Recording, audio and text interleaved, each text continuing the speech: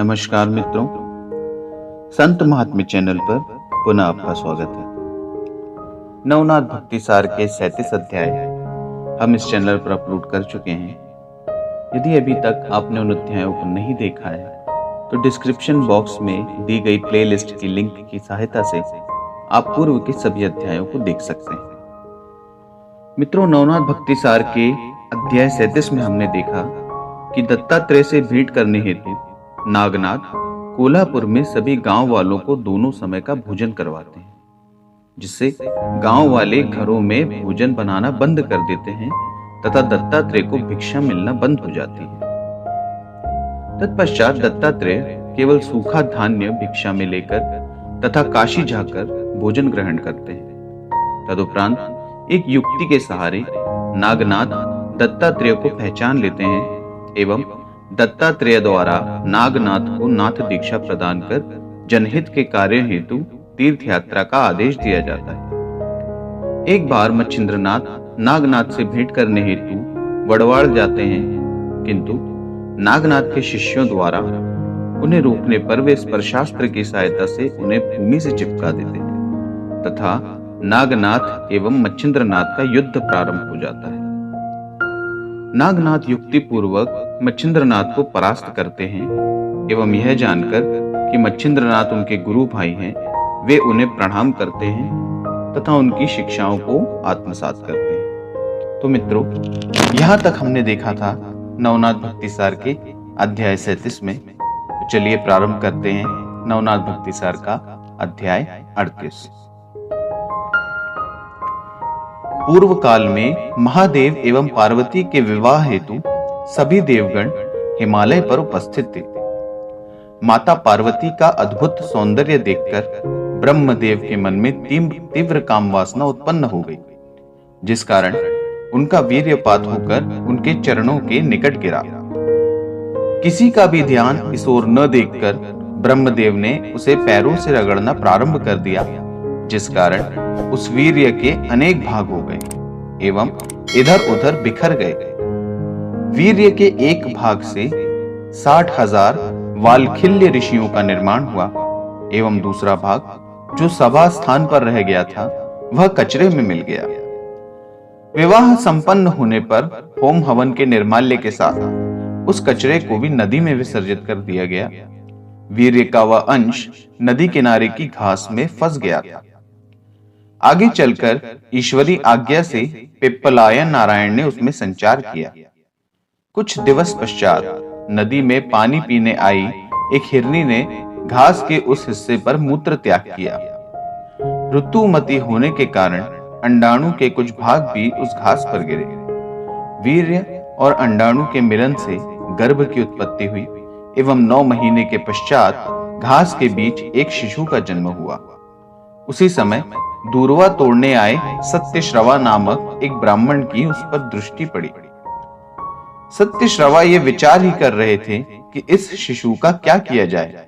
उतने में स्वर्ग से देवताओं ने शिशु पर पुष्प वर्षा करना प्रारंभ कर दिया। यह देखकर सत्यश्रवा इसे भूतिया घटना समझकर वहां से पलायन करने लगे। सत्यश्रवा को भागता देखकर देवताओं के आग्रह पर स्वयं नारद मुनि ब्राह्मण का रूप धारण कर उसके पास गए।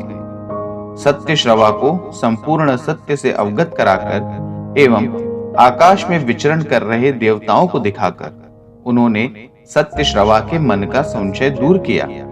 तदुपरांत सत्यश्रवा को वह बालक सौंपते हुए उसका नाम चरपटी रखने का आदेश देकर नारद मुनि ने स्वर्ग लोक की ओर प्रस्थान किया।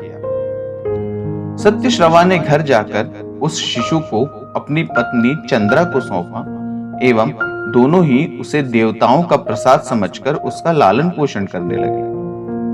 7 वर्ष का होने पर सत्यश्रवा द्वारा चरपटी का उपनयन संस्कार किया गया। 12 वर्ष की आयु में चरपटी वेद शास्त्र में पारंगत हो गए। एक दिन महर्षि नारद को अपने अनुज चरपटी का स्मरण हुआ। वे ब्राह्मण का रूप धारण कर उससे मिलने सत्यश्रवा के घर पहुंचे। वहां अपने अनुज को देखकर उनके प्रेमाश्रु निकल आए, क्योंकि नारद मुनि की तरह ही चरपटी भी ब्रह्मदेव के पुत्र थे। तत्पश्चात चरपटी की प्रगति देखकर संतुष्ट हुए नारद मुनि ने बद्रिकाश्रम की ओर प्रस्थान किया। महादेव से भेंट करने हेतु दत्तात्रेय एवं मच्छिंद्रनाथ भी वहां पधारे थे। नारद मुनि ने तीनों विभूतियों को चरपटी का संपूर्ण वृत्तांत सुनाया। महादेव ने दत्त प्रभु को चरपटी पर अनुग्रह करने का निवेदन किया। इस पर दत्त प्रभु ने उत्तर दिया, भगवान, वैराग्य एवं अनुताप के बिना किसी को भी योग विद्या का अधिकार प्राप्त नहीं होता, अतः अनुग्रह के विषय में बाद में विचार करेंगे। इस पर नारद मुनि ने उत्तर दिया, हे आत्रेय, आपका कथन सर्वथा उचित है। चरपटी के मन में वैराग्य उत्पन्न हो ऐसी व्यवस्था मैं स्वयं करता हूं। तत्पश्चात नारद एक विद्यार्थी का वेश धारण कर एवं स्वयं को कुलंब संबोधित कर सत्यश्रवा के पास आए एवं विद्यार्जन करने की विनती की। तत्पश्चात सत्यश्रवा चरपटी के साथ कुलंब को भी विद्यादान करने लगे। कुलंब रूपी नारद मुनि सत्यश्रवा एवं चरपटी के मध्य मतभेद उत्पन्न होने के उचित अवसर की प्रतीक्षा करने लगे एवं शीघ्र ही उन्हें वह अवसर प्राप्त हो गया। एक दिन किसी गांव में सत्यश्रवा को पूजन हेतु आमंत्रित किया गया, किंतु उस समय अन्य पूजा में व्यस्त होने के कारण सत्यश्रवा ने चरपटी एवं कुलंब को पूजन कराने हेतु भेजा। चरपटी ने यजमान की पूजा को निर्विघ्न संपन्न कराया। दक्षिणा प्रदान करने हेतु यजमान जब घर के अंदर मुद्रा लाने गए, तब कुलंब ने कहा, चरपटी, किस पूजन की कितनी दक्षिणा लेनी है यह हम नहीं जानते, किंतु यदि इस पूजन की दक्षिणा कम या ज्यादा ली तो हमें बेकार में गुरुजी से डांट खानी पड़ेगी। अतः दक्षिणा ग्रहण करने हेतु हम गुरुजी को भिजवाएंगे। यह यजमान योग्यता के अनुरूप दक्षिणा प्रदान करेंगे ऐसा लगता नहीं है। इस पर चरपटी ने उत्तर दिया, मैं खाली हाथ घर नहीं जाऊंगा। किसी युक्ति से मैं ज्यादा दक्षिणा की मांग करता हूं, इससे पिताजी भी क्रोधित नहीं होंगे। यजमान ने जब केवल थोड़ी सी दक्षिणा चरपटी के हाथ पर रखी तो उसे देखकर चरपटी को क्रोध आ गया, जिस कारण यजमान एवं चरपटी के मध्य झगड़ा हो गया। यह देखकर कुलंब ने घर की ओर प्रस्थान किया एवं सत्यश्रवा को जाकर बताया कि चरपटी द्वारा यजमान का निरादर कर व्यर्थ का झगड़ा किया जा रहा है। कुलंब की बात सुनकर क्रोधित हुए सत्यश्रवा ने यजमान के घर की ओर प्रस्थान किया एवं चरपटी के मुख पर एक जोरदार झापड़ मार दिया। इस अपमान के कारण चरपटी अत्यधिक चिढ़ गए। क्रोधित हुए चरपटी ने घर जाने के स्थान पर गांव के बाहर स्थित देवी के मंदिर की ओर प्रस्थान किया एवं पुनः घर ना लौटने का निर्णय किया। तत्पश्चात नारद मुनि ब्राह्मण का रूप धारण कर चरपटी के पास पहुंचे एवं यह कहकर कि सत्यश्रवा जैसे दुष्ट पिता के सानिध्य में रहने से अच्छा वन में रहना है, तुम बिल्कुल अपने घर मत जाना। चरपटी के निश्चय को और दृढ़ बनाया। इस पर चरपटी ने कुलंब को भी वन में बुलाकर लाने की विनती की। चरपटी की बात को मान्यता प्रदान कर उन्होंने वन की ओर प्रस्थान किया तथा ब्राह्मण रूप त्याग कर कुलंब का रूप धारण किया एवं चरपटी के पास पहुंचे। तदुपरांत विद्याभ्यास करने हेतु उन दोनों ने अन्य राज्यों की ओर प्रस्थान किया। मार्ग में बढ़ते हुए कुलंब ने चरपटी को बद्रिकाश्रम जाने हेतु मना लिया। धीरे धीरे वे बद्रिकाश्रम पहुंचे। उनके शिवालय में पहुंचते ही महादेव के अतिरिक्त दत्त प्रभु एवं मच्छिंद्रनाथ भी वहां प्रकट हुए। सभी को वंदन कर कुलंब ने चरपटी का परिचय उन तीनों से कराया, साथ ही स्वयं की वास्तविकता से भी अवगत कराया। चरपटी ने दत्त प्रभु को वंदन कर सनात करने की विनती की।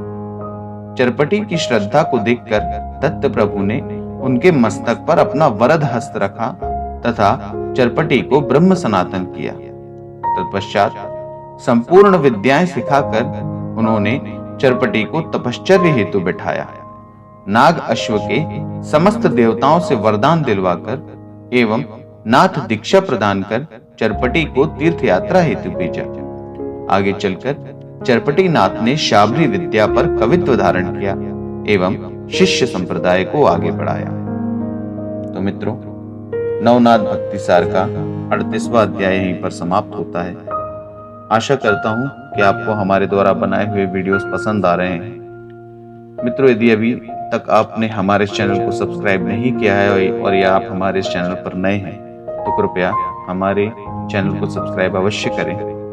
हम बहुत ही मेहनत से, बहुत परिश्रम से आपके लिए वीडियोस बनाते हैं। कृपया आप सब्सक्राइब करें जिससे हमारा उत्साहवर्धन हो, और साथ ही साथ यदि आपको वीडियोस अच्छे लग रहे हैं तो इन्हें लाइक अवश्य करें और ज्यादा से ज्यादा लोगों को शेयर करें तथा बेल आइकन को भी दबा दें, जिससे हमारे आने वाले वीडियोस की नोटिफिकेशंस आप लोगों को समय पर मिल जाए।